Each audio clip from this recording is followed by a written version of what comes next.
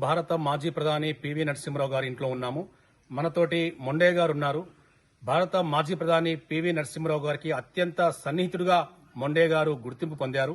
మరి మొండే గారికి పివి నరసింహరావు గారికి ఎలాంటి సాన్నిహిత్యం ఉండేదో అతని మాటల్లోనే విందాం. నిన్నటి రోజున అనగా స్వర్గీయ శ్రీ పివి నరసింహరావు గారికి భారతరత్న ఇవ్వడం మాకు వంగర గ్రామ ప్రజలకు ఎంతో ఆనందకరంగా ఉంది. సంతోషకరంగా జరుపుకున్నాము. బాజంత్రులతో మేళ తాళాలతో మళ్ళా టపాకాయలతో ఒక ఊరేగింపుగా మరి మేము ర్యాలీ తీయడం జరిగింది. అదే విధంగా కూడా మరి భారతరత్న ఇచ్చినందుకు మన నరేంద్ర మోదీ గారికి మరి ప్రత్యేక ధన్యవాదాలు తెలుపుకుంటూ మరి ఇక మాకు పివి నరసింహరావు పెద్ద ఆయనకు ఉన్న మరి దగ్గర మేము ఆయన ప్రధానమంత్రి ఉన్నప్పుడు 1994లో మేము ఎక్కడికైతే ఢిల్లీకి పోయినామో ఢిల్లీకి పోయినప్పుడు ఆయన మాకు స్వాగతం పలుకు లోపలికి ఎవరికి ఈయన అపార్ట్మెంట్ వంగ నుండి వచ్చినామంటే శ్రీ పివి మదన్ మోహన్ గారి నాయకత్వంలో 30 మందిని కలిసి మేము అప్పుడు పోయినప్పుడు లోపలికి పిలుచుకొని టీ చాయ్ ఇవన్నీ ఇచ్చి మాకు సాధారణంగా ఏం సంగతి ఎందుకు వచ్చినారా మీరు అంటే మేము మిమ్మల్ని వంగరకు రమ్మటానికి వచ్చిన దొరగారు అని మేము అనగానే ఆయన చిరునవ్వుతో మాకు పలకరించి టీ బిస్కెట్ అయితే తాగండి, మీరు ఇంకా మాకేమైనా చెప్పారంటాక విలేజ్ డెవలప్మెంట్ గురించి చెప్పడం జరిగింది.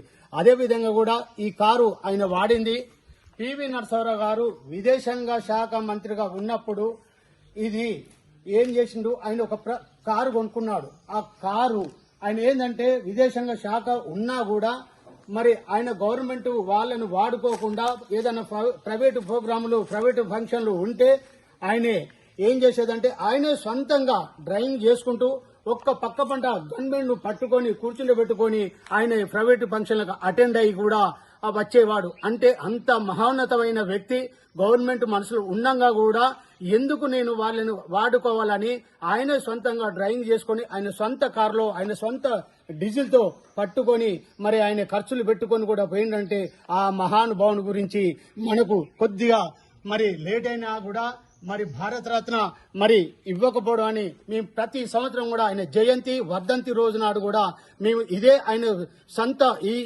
ఇంట్లోనే మీటింగ్ పెట్టే వాళ్ళం పెద్ద ఎత్తున.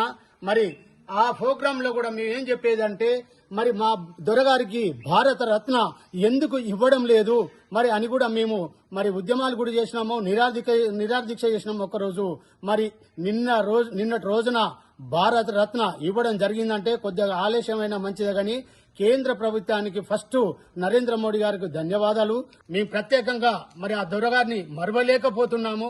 ఎందుకంటే ఆయన స్వర్గలోకంలో ఉన్నా కూడా కొన్ని రోజులు మరి లేట్ అయినా మంచిది కానీ ఈ రోజు భారతరత్న మరి వచ్చిందంటే మరి ఆ స్వర్గలోకంలో కూడా ఆయనకు మనశ్శాంతి కలుగుతుందని, అదే విధంగా కూడా ఇంకా రాష్ట్ర ప్రభుత్వాన్ని ఈ కొత్తగా వచ్చిన రాష్ట్ర ప్రభుత్వాన్ని కూడా మాకొక పివి నరసింహరావు పేరు మీద పివి నరసింహరావు జిల్లా ఒకటి, అదే విధంగా ఒక పివి నరసింహరావు యూనివర్సిటీని కూడా వంగర గ్రామంలో మరి నెలకొల్పాలని రాష్ట్ర ప్రభుత్వాన్ని కూడా మేము విజ్ఞప్తి చేసుకుంటున్నాం. ధన్యవాదాలు కూడా చెప్తాం. దీన్ని మీరు మన తెలంగాణ ప్రభుత్వం మరి ఇప్పుడు కొత్తగా వచ్చిన ప్రభుత్వం కూడా దీన్ని మీరు దృష్టిలో మరి పెట్టుకొని దీని మీద మరి మీరు శ్రద్ధ చూపాలని కూడా వంగర గ్రామ ప్రజల తరఫున విజ్ఞప్తి చేస్తున్నాం.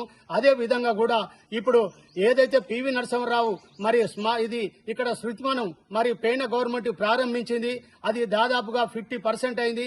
ఆ 50% కడమ 50% కూడా ఇప్పుడు వచ్చిన ప్రభుత్వాన్ని మరి నేను కోరడం అవుతుంది, విజ్ఞప్తి చేస్తున్నాను.